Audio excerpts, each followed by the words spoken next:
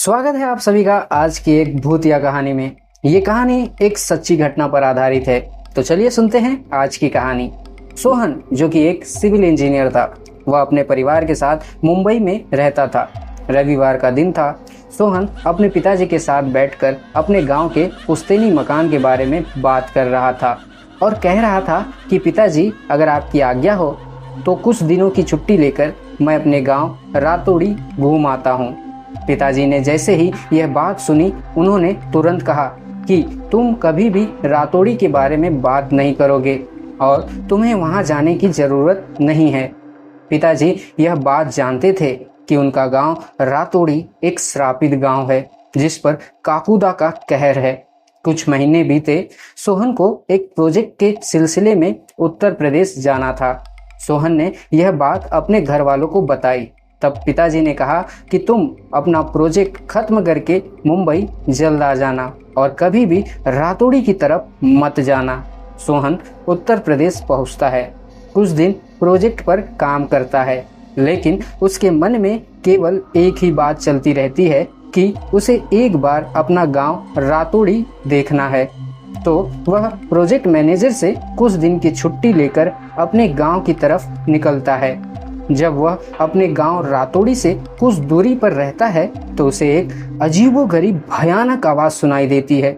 वह सोचता है कि किसी जंगली जानवर की आवाज होगी और फिर वह आगे की तरफ बढ़ता है।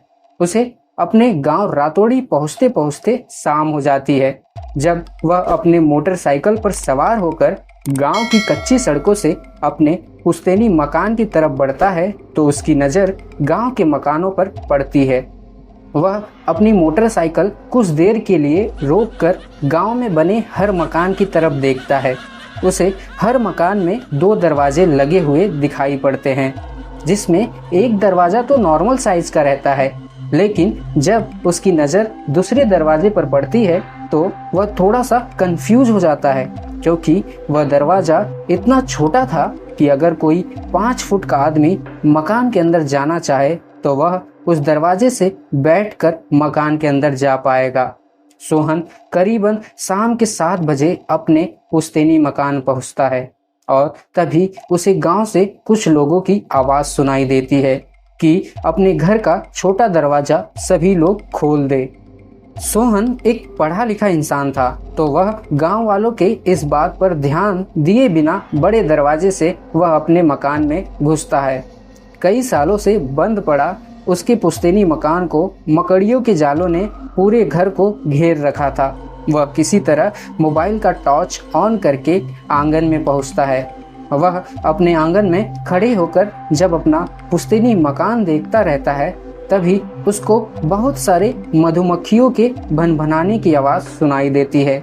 जैसे ही वह पीछे मुड़ता है तो उसकी नज़र दीवार पर लगे एक घड़ी पर पड़ती है, जिसमें समय हो रहा था 7:15। अचानक उसके छोटे दरवाजे से किसी के गुर्राने और चिल्लाने की आवाज सुनाई देती है। वह आवाज इतनी भयानक थी कि सोहन के कानों के पर्दे फट जाते हैं और उसकी कानों से खून निकलने लगता है। सोहन को तभी गांव वालों की बातें याद आने लगती है। वह पूरी तरह घबरा गया था और जैसे ही वह छोटा दरवाज़ा खोलने के लिए आगे बढ़ता है, तभी उसके मोबाइल पर एक मैसेज आता है जिसमें लिखा रहता है कि काकुदा के अपमान की सज़ा तुम्हें बरोबर मिलेगी। फिर अचानक उसके मकान का छोटा दरवाज़ा अपने आप खुल जाता है। दरवाज़ा खुलते ही उसकी नज़र जब बाहर पड़ती है तो उसे कोई भी शख्स बाहर खड़ा नज़र नहीं आता। सोहन के रोंगटे पूरी तरह खड़े हो जाते हैं। वह पूरी तरह से डर जाता है। तभी बाहर से उसे एक छोटा इंसान अंदर की तरफ आते हुए दिखाई देता है, जिसके पूरे बदन को मधुमक्खियों ने घेर रखा था। उसकी आंखें लाल थी और उसके शरीर से बदबू आ रही थी। अचानक काकुदा हवा में उड़कर सोहन के छाती पर जोरों से एक लात मारता है और सोहन धम से जमीन पर बेहोश हो जाता है। लात मारने के बाद काकुदा गायब हो जाता है। सोहन पूरी तरह जख्मी हालात में बेहोश पड़ा रहता है। सुबह होते ही गांव वाले उसके मकान पर इकट्ठा हो जाते हैं। सोहन जब अपनी आंखें खोलता है तो तो देखता है कि उसके शरीर पर बहुत सारे जख्म हैं और जब वह उठने की कोशिश करता है तो वह ठीक से उठ नहीं पाता। वह पाता है कि उसके पीठ पर कुबड़ निकल आया है। गांव वाले उसे पानी पिलाते हैं और उसे रातोड़ी श्रापित गांव पर काकुदा के कहर के बारे में बताते हैं। वह पूछता है कि अब मैं कैसे काकुदा के कहर से बच सकता हूँ। तभी गांव वाले कहते हैं कि अब तुम्हारा बचना मुश्किल है, अब तुम्हारा 13 दिनों के भीतर मरना तय है। सोहन को उस वक्त कुछ समझ नहीं आ रहा था। तभी उसे अपने एक दोस्त की याद आई जिसके चाचा एक जाने माने तांत्रिक रहते हैं। सोहन फोन पर सारी घटना अपने दोस्त को बताता है। सोहन का दोस्त अपने तांत्रिक चाचा के साथ रातोड़ी गांव पहुंचता है। तांत्रिक चाचा ने जब गांव वालों से काकुदा के बारे में पूछा तो गांव वालों ने बताया कि काकुदा यहाँ से आधे किलोमीटर दूर एक खेत में गड़े पुतले में निवास करता है। तांत्रिक चाचा सोहन को लेकर उस खेत में पहुंचते हैं जहां काकुदा निवास करता है। धीरे धीरे गांव वाले भी उस खेत के यहाँ इकट्ठे होते हैं। अचानक एक जोर सी हवा बहती है और एक भयानक आवाज आती है, तांत्रिक यहाँ से लौट जा, अब इसे कोई नहीं बचा सकता। तांत्रिक चाचा सोहन को साथ में बिठाकर पूजा पाठ करने लगते हैं। काकुदा धीरे धीरे तांत्रिक चाचा के बस में होने लगता है।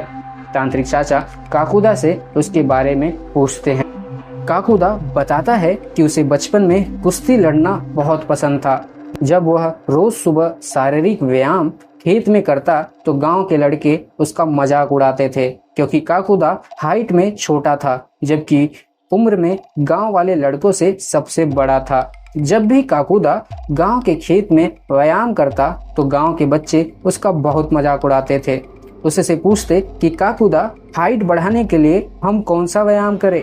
जब वह गांव में निकलता तो गांव के सभी लोग उसे ननकू, छोटकू, दद्दू, छोटे मियाँ इस नाम से बुलाकर उसका मजाक उड़ाते थे।